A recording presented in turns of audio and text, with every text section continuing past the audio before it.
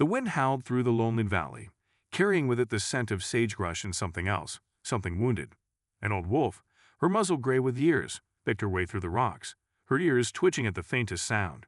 She had seen many seasons, survived many winters, and knew death when she smelled it. But this was different. A soft, broken whinny reached her ears, weak as a whisper. And there, lying in the dirt, was a Mustang Foal, its sides heaving, its legs too shaky to stand. The wolf's golden eyes locked onto the trembling creature. Any other time, nature would have taken its course. But what happened next, no one could have predicted. The foal's coat was matted with dust, its breath coming in shallow gasps. It was alone, no mother in sight, no herd to protect it. The wolf hesitated. Her instincts told her one thing, but something deeper, something older, stirred inside her. She took a slow step forward. The foal flinched, too weak to run, its dark eyes wide with fear. The wolf could have ended its suffering in an instant, but she didn't. Instead, she did the unthinkable. For days, the wolf stayed close. She brought scraps of meat, dropping them near the foal, as if willing it to survive. She chased away coyotes, her snarls cutting through the night. And then, something miraculous. The foal struggled to its feet, wobbling like a newborn. The wolf watched, her tail twitching. Was this foolishness?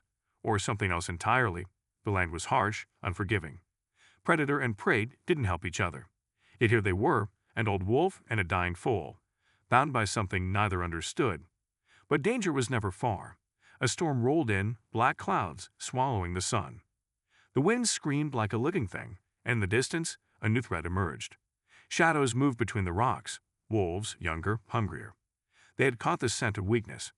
The old wolf bared her teeth, standing between them and the foal. She was outnumbered. Her time was running out, and as the pack circled, the foal let out a desperate cry. What happened next would defy all logic, all laws of the wild. But that's a story for another time. The young wolves crept closer, their eyes gleaming with hunger, their muscles coiled tight like springs ready to snap. The old wolf stood her ground, her lips curled back in a silent snarl. She was no fool, she knew what they wanted. The foal was easy prey, weak and slow. But something in her refused to back down. Maybe it was the way the little Mustang had fought so hard to live. Maybe it was the strange bond that had formed between them, something deeper than instinct.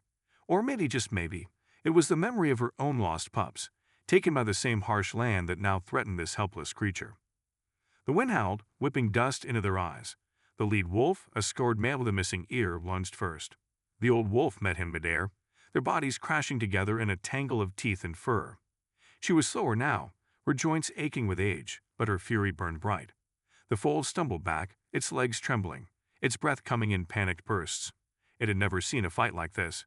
Predator against predator, tooth and claw under a darkening sky. But the old wolf couldn't hold them off forever. Another younger female darted in, snapping at her flank. Pain shot through her, hot and sharp, but she didn't falter. She couldn't. Behind her, the foal let out a high, desperate whinny, a sound that seemed to echo across the valley. And then, from somewhere far off, an answer came.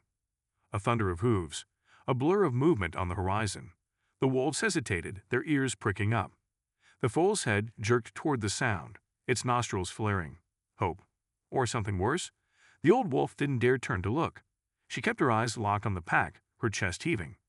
But the scent on the wind was unmistakable. Mustangs, a whole herd moving fast.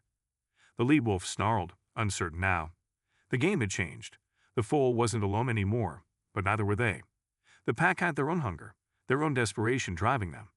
And the storm above was growing darker, the air thick with the promise of violence. Lightning split the sky, casting eerie shadows across the rocks. The old wolf bared her teeth again, her body aching, her mind racing. The herd was coming. But would they make it in time? And if they did, what then?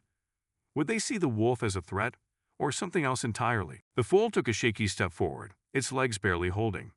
It didn't understand the danger, only the pull of its own kind. The old wolf wanted to stop it, to push it back to safety. But the choice wasn't hers to make. The herd was close now, their pounding hooves shaking the ground. The wolves tensed, caught between hunger and fear, and then a new sound cut through the chaos, a scream. Not a horse, not a wolf, something else. Something that didn't belong here. The old wolf's ears flattened. She knew that sound, knew what it meant. And as the first drops of rain began to fall, she realized this wasn't just a fight for survival anymore. This was something bigger, something darker. And whatever was coming next, None of them were ready for it. The scream tore through the storm like a knife, raw, unnatural, wrong. The wolves froze, their instincts screaming danger. Even the Mustang herd skidded to a halt, their leader, a massive stallion with a coat like storm clouds, snorting in alarm. The old wolf's hackles rose. She knew that sound. Humans. A flicker of movement near the ridge, then another. Shapes emerged from the dust and rain. Not wolves, not horses, but men on horseback, their faces hidden beneath wide-brimmed hats, ropes coiled at their sides. The foal let out a frightened squeal and stumbled toward the old wolf, as if she alone could protect it now. The irony wasn't lost on her. All this time spent guarding the little one from the wild, only for the real threat to come on two legs. The lead rider raised a hand, and the others fanned out, cutting off escape routes. The Mustang herd wheeled in panic, but the men were herding them, driving them toward the mouth of the canyon. The scared wolf let out a low growl and bolted, his pack scattering after him, no match for guns and whips. The old wolf stayed put, her body shielding the foal. She could run. She should run. But those same stubborn instincts that made her protect the foal now rooted her to the earth. One of the riders spotted them. He shouted something, pointing. The foal trembled, pressing against the wolf's side. The man's eyes narrowed. A wolf and a Mustang. Together, unnatural, dangerous. His hand drifted toward the rifle strapped to his saddle. Then, a crack of thunder so loud it shook the ground. The horses spooked, rearing. The Mustangs saw their chance and bolted, their hooves churning mud as they fled. In the chaos, the old wolf made her choice. She nipped at the foal's heels, urging it to move. Run. Now. The foal hesitated, confused. It didn't understand bullets, didn't understand men, but it understood fear. They darted between the rocks, the wolf leading, the foal struggling to keep up. Shouts echoed behind them. A gunshot rang out, kicking up dirt near the wolf's paws. She didn't stop. Couldn't. The canyon walls loomed ahead, slick with rain. If they could just make it to the narrow pass, they might lose them. But then the foal's leg gave out. It went down hard, its side heaving. Exhaustion. Hunger. Too much too soon. The wolf circled back, nudging it desperately. Get up, please. Another shot. Closer this time. She whipped her head around. The lead rider was gaining ground, his horse's nostrils flaring. And then she saw it. Behind him, back where the herd had been, something moved in the shadows. Something the men hadn't noticed yet, a shape low to the ground. Watching, waiting. The wolf's blood went cold. She knew that silhouette. Knew the way it moved, silent as death itself. The foal wasn't the only thing being hunted tonight. And whatever happened next, none of them, wolf, horse, or man, were walking away unscathed. The shadow detached itself from the rocks, moving with a predator's grace that made even the old wolf's fur stand on end. A mountain lion, tawny, powerful, its golden eyes fixed not on the foal but on the men. The wolf understood in an instant. The cat had been stalking the Mustang herd too, waiting for its chance. Now, with the humans stirring up chaos, it saw opportunity. The lead rider yanked his horse's reins, sensing danger too late. The cougar sprang, a flash of muscle and claws, landing square on the horse's hindquarters. The animal screamed, bucking wildly as its rider fought to stay in the saddle. The other men wheeled around, shouting, but the wolf didn't wait to see more. This was their only chance. She clamped her jaws gently around the foal's scruff, dragging it forward with a strength she didn't know she still had. The little Mustang kicked weakly, but the wolf didn't let go. Inch by inch, they crawled toward the shelter of a nearby crevice, just as another gunshot echoed off the canyon walls. The bullet ricocheted off stone, sending sharp fragments raining down around them. Behind them, the scene erupted into chaos. The Mustang herd, panicked by the gunfire and the cougar's attack, stampeded back toward the men. Horses and humans collided in a tangle of limbs and shouts. The mountain lion, momentarily distracted by the new threat, crouched low, tail twitching as it calculated its next move. The wolf shoved the foal deeper into the crevice, her body blocking the entrance. She could hear the foal's rapid breaths, feel its heartbeat thundering against her side. Outside, the world had gone mad.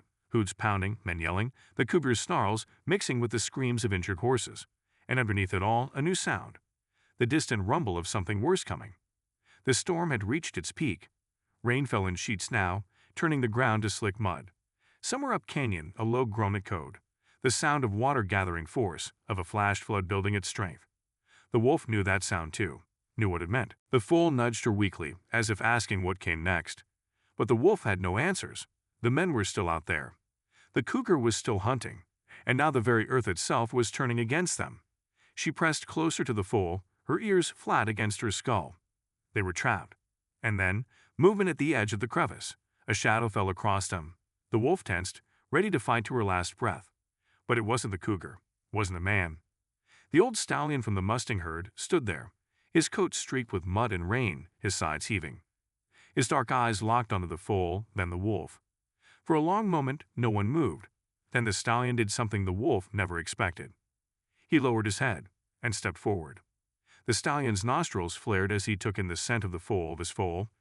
Recognition flashed in his eyes. This was one of his own, lost and given up for dead. And here was alive, sheltered by the last creature anyone would expect. The wolf held her breath, muscles tense.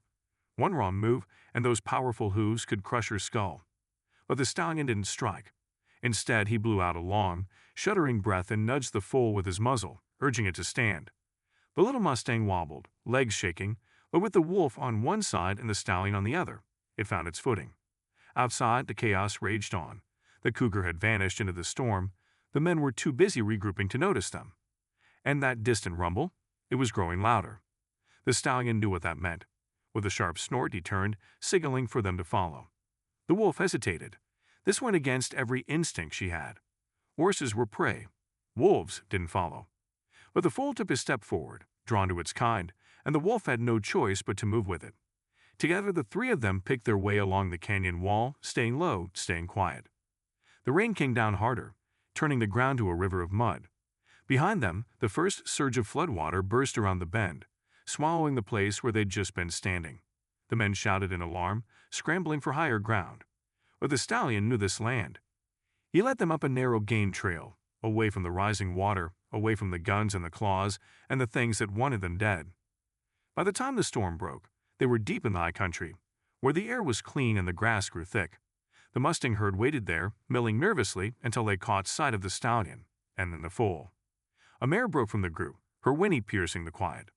The foal's mother. She raced forward, nuzzling her lost baby with frantic joy. The wolf took a step back, suddenly out of place. Her job was done. But as she turned to slip away, the stallion blocked her path. For a long moment, they just looked at each other, predator and prey, enemies by nature. Then the stallion dipped his head, just once. A thank you. A truce. The wolf huffed, her tail giving a single wag. And then she was gone, melting into the trees like a ghost. She returned to her lonely hunts, her solitary life. But sometimes on quiet evenings when the wind blew just right, she'd catch the scent of mustangs on the breeze. And as she followed it, she'd find them, the herd grazing peacefully, the foal now grown strong and sleek. They never ran when they saw her. They just watched, calm and unafraid, as if they knew some secrets ran deeper than instinct. And high on a ridge above them all, the old wolf would sit, her ears pricked forward, her golden eyes soft. The land was harsh. Life was hard. But sometimes, just sometimes, it surprised you.